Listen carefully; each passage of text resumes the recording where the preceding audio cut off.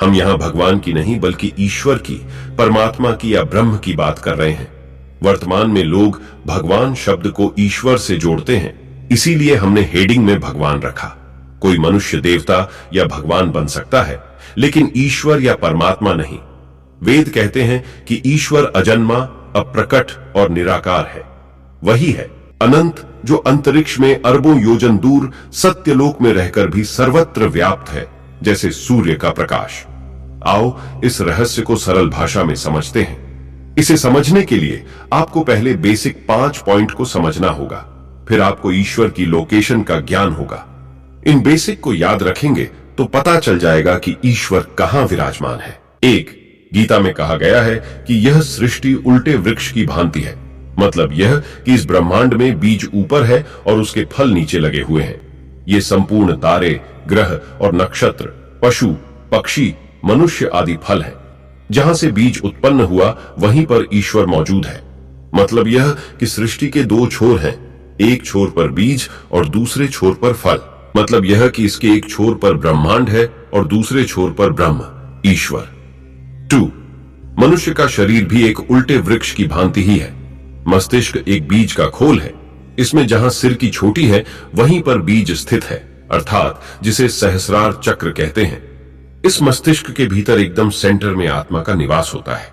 मतलब इस शरीर के 2 छोर हैं, एक छोर पर सहस्रार और दूसरे छोर पर मूलाधार चक्र, बीच में अनाहत चक्र है।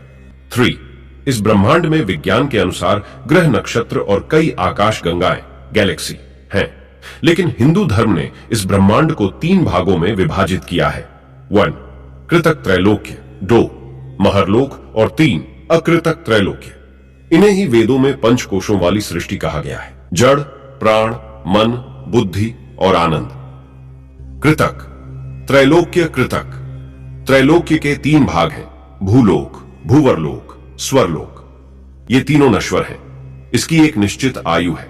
जितनी दूर तक सूर्य, चंद्रमा आदि का प्रकाश जाता है वह भूलोक और सूर्य के बीच के स्थान को भूवरलोक कहते हैं। इसमें सभी ग्रह नक्षत्रों का मंडल है।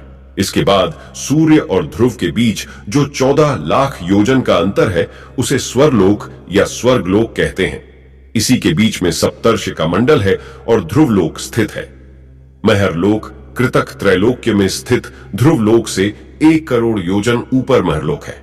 कृतक और अकृतक लोक के बीच स्थित है। महरलोक जो कल्प के अंत की प्रलय में केवल जन शून्य हो जाता है लेकिन नष्ट नहीं होता, इसीलिए इसे कृतकाकृतक भी लोक कहते हैं। अकृतक, त्रैलोक्य, कृतक और महरलोक के बाद जन, तप और सत्यलोक तीनों अकृतक लोक कहलाते हैं। अकृतक त्रैलोक्य अर्थात जो नश्वर नहीं है, अनश्वर है। महरलोक से 20 करोड़ योजन ऊपर जनलोक है। जनलोक से 8 करोड़ योजन ऊपर तपलोक है। तपलोक से 12 करोड़ योजन ऊपर सत्यलोक है। 4, हिंदू धर्म में सृष्टि उत्पत्ति का क्रम इस प्रकार बताया गया है।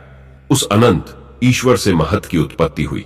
महत से अंधकार जन्मा, अंधकार से आकाश, आकाश से वायु, वायु से अग्नि, अग्नि से जल, जल से पृथ्वी, पृथ्वी से औषधि, औषधियों से अन्न, अन्न से वीर्य, वीर्य से पुरुष अर्थात शरीर उत्पन्न हुआ।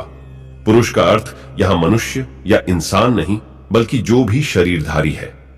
5, हिंदू धर्म में काल अर्थात समय की धारणा बहुत ही वैज्ञानिक है।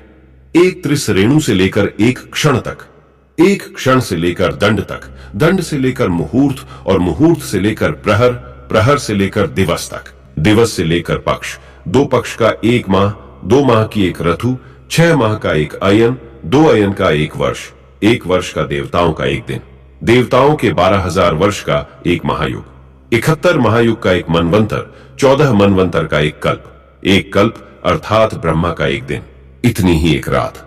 मतलब 2 कल्पों की उनके दिन और रात मिलाकर एक अहोरात्र पूर्ण होती है। इसी तरह महाविष्णु और शिव के समय की कल्पना करना मुश्किल है। अब बात करते हैं कि ईश्वर कहां रहता है। यदि आप उपरोक्त लिखा नहीं समझें तो कोई बात नहीं। यह क्यों लिखा यह आपको आगे समझ में आ जाएगा। आपने भौतिक और गणित विज्ञान में आयाम अर्थात डायमेंशन के बारे में पढ़ा ही होगा। वैज्ञानिक कहते हैं कि ब्रह्मांड में 10 आयाम हो सकते हैं, लेकिन मोटे तौर पर हमारा ब्रह्मांड त्रिआयामी है।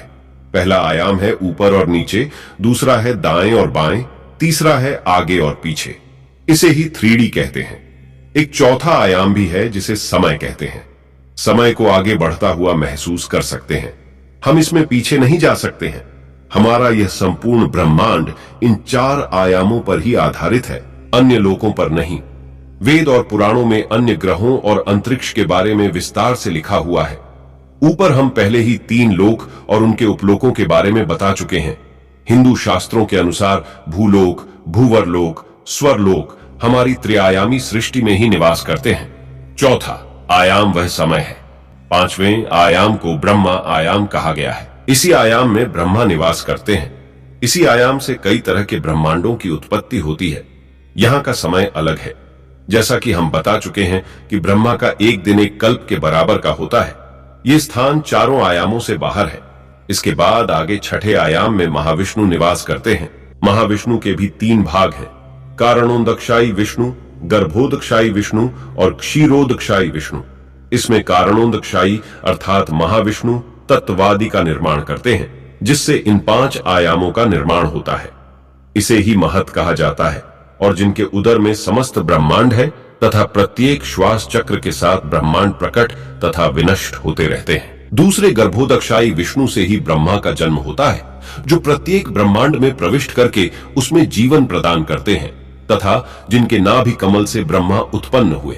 उसके बाद तीसरे हैं क्षीरोदकशायी विष्णु, जो हमारी सृष्टि के हर तत्व और परमाणु में विलीन है, जो परमात्मा रूप में प्रत्येक जीव के हृदय तथा सृष्टि के प्रत्येक अणु में उपस्थित होकर सृष्टि का पालन करते हैं। जब हम ध्यान करते हैं तो हम कसिरोधकस्य विष्णु को महसूस करते हैं। जब हम इसका ज्ञान पा लेते हैं तो हम भौतिक माया से बाहर आ जाते हैं। इसी से हम परमात्मा को महसूस करते हैं। जब व्यक्ति ध्यान की परम अवस्था में होता है तब इन्हें या इस आयाम को महसूस कर सकता है। इसके बाद नंबर आता है 7वें आयाम का, जिसे सत्य आयाम या ब्रह्म ज्योति कहते हैं। ब्रह्म नहीं, ब्रह्म ज्योति, जैसे सूर्य की ज्योति होती है। इसी आयाम में समाया है वह तत्व ज्ञान जिसकी मदद से मनुष्य देवताओं की श्रेणी में चला जाता है। इसके बाद है 8वां आयाम, जिसे कैलाश कहा जाता है।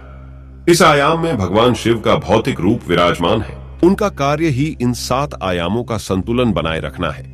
इसीलिए सिद्ध योगी भगवान शिव की आराधना करते हैं, क्योंकि हर योगी वहीं जाना चाहता है। उसके बाद है 9वां आयाम, जिसे पुराणों में वैकुंठ कहा गया है।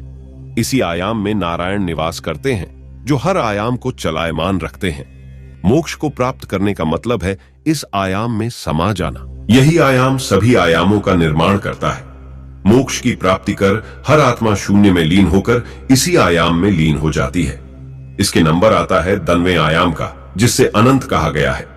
हमने आपको ऊपर चौथे पॉइंट में बताया था कि अनंत से ही महत और महत से ही अंधकार, अंधकार से ही आकाश की उत्पत्ति हुई है। यह अनंत ही परम सत्ता परमेश्वर अर्थात परमात्मा, ईश्वर या ब्रह्म है। संपूर्ण जगत की उत्पत्ति इसी ब्रह्म से हुई है और संपूर्ण जगत ब्रह्मा, विष्णु, शिव सहित इस ब्रह्म में ही लीन हो जाता है। यह एक जगह प्रकाश रूप में स्थिर रहकर भी सर्वत्र व्याप्त है। यही सनातन सत्य है, जिसमें वेदों के अनुसार 64 प्रकार के आयाम समाये हुए हैं। क्यों नहीं पहुंच सकता मनुष्य वहां? इस ब्रह्मांड में तपलोक से 12 करोड़ योजन ऊपर सत्यलोक है। उसके पार अनंत ब्रह्म है। वहां मनुष्य किसी यान के द्वारा नहीं पहुंच सकता, क्योंकि वह 10वां आयाम है। मनुष्य की क्षमता 4 आयामों में ही विचरण करने की है। वहां सिर्फ योग की शक्ति से मोक्ष प्राप्त करने के बाद ही जाया जा सकता है। कोई शरीरधारी वहां नहीं जा सकता। दूसरा यह कि वह ब्रह्म सर्वत्र व्याप्त है, उसी तरह जिस तरह की सूर्य का प्रकाश सभी दिशाओं में व्याप्त है।